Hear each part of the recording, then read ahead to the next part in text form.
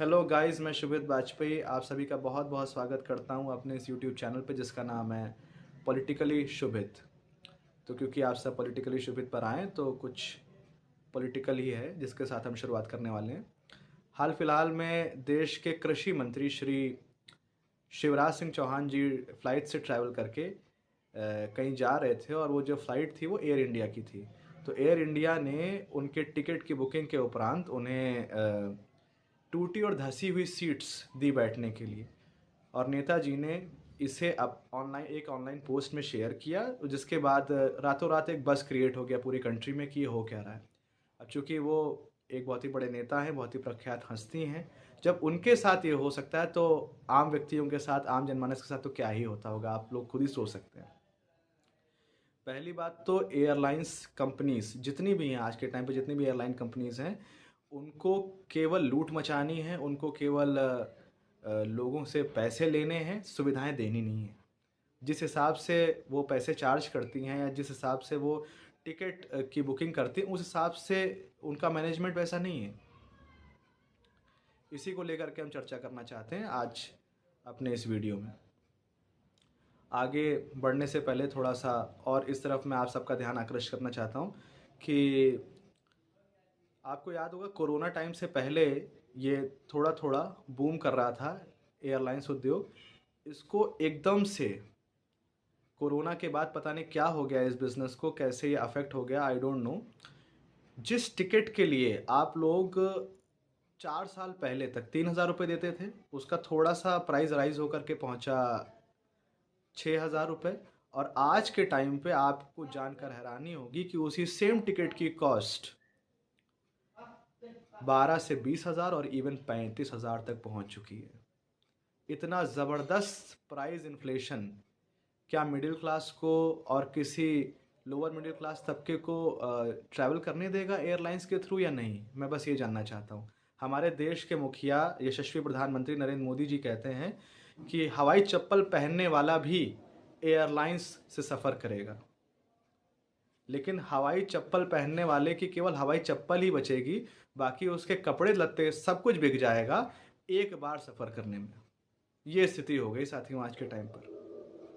अगर आप एयरपोर्ट पर जाएं, वहाँ पर जाने के बाद आपको तुरंत कोई भी ऐसी सुविधा नहीं नज़र आएगी जिसके थ्रू आपको ले जाया जाए और आपको आपकी सीट तक पहुँचा के व्यवस्थित बैठाला जाए।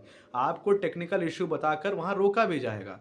और कोरोना पीरियड के बाद तो एक ऐसी व्यवस्था ने भी जन्म लिया है एयरलाइंस कंपनीज़ में, जो कई कई बार जो है कई लोगों के साथ ऐसा हो चुका है कि आपको टिकट की बुकिंग के बाद, आपने जब टिकट की बुकिंग कर ली उसके बाद भी एडिशनल चार्ज देना होता है।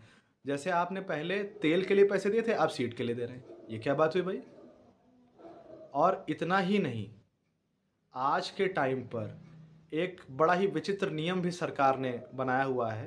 एयरलाइन कंपनीज उसका बहुत ज़्यादा फ़ायदा उठा रही हैं कि 1 घंटे से कम की जो फ़्लाइट है उसके टिकट की कॉस्ट 2,500 रुपये है। ये एक नियम निर्धारित किया गया है हमारी सरकार के द्वारा, जिसका पूरा सम्मान है। लेकिन एयरलाइंस कंपनीज कोई भी हो, चाहे स्पाइस जेट हो, इंडिगो हो, एयर इंडिया हो, सब इसका फ़ायदा उठा रही हैं साथियों। जो दूरी वो 1 घंटे में पहले तय करते थे, अब उसमें 1.25 घंटे लगा रहे हैं।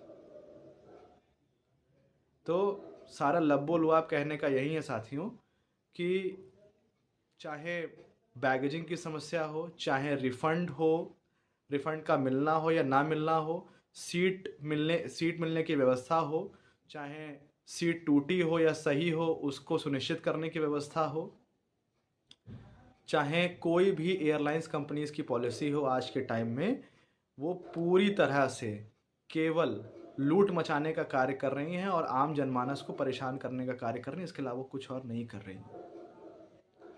इसे शुद्ध शब्दों में केवल पैसे को लूटना और छिनाई कहते हैं देसी भाषा में। लिहाजा मैं कहना चाहता हूँ प्रधानमंत्री मोदी जी से भी कि आपके पास पैसे हैं, किसी भी व्यक्ति के पास जनरली पैसे हैं, इसका मतलब ये नहीं कि वो एयरलाइंस कंपनीज़ को जो है टिकट के 3 गुना ज़्यादा दाम देगा। पैसे हैं तो उस हिसाब से ठीक तरीके से चार्ज लगाना चाहिए ना, वरना कैसे जाएगा हवाई चप्पल पहनने वाला हवाई जहाज में बैठ करके। जिस हिसाब से पैसे लेते हैं उस हिसाब से सुविधाएं देनी चाहिए, और चार्जेस की एक अधिकतम सीमा ऐसे तय करनी चाहिए कि अगर मान लीजिए बड़ी हड़बड़ी है, बहुत रश है, तब भी 5,000 के टिकट की कीमत बहुत ज़्यादा अगर होनी चाहिए तो 8,000 तक बढ़ जानी चाहिए। ये 35,000 तक बढ़ने का क्या तुक है? तो ये बहुत ही विचारणीय विषय है, इस पर हम सभी को सोचना चाहिए और सरकार को एक मजबूत स्टैंड लेना चाहिए। जय हिंद, भारत माता की जय, वंदे मातरम।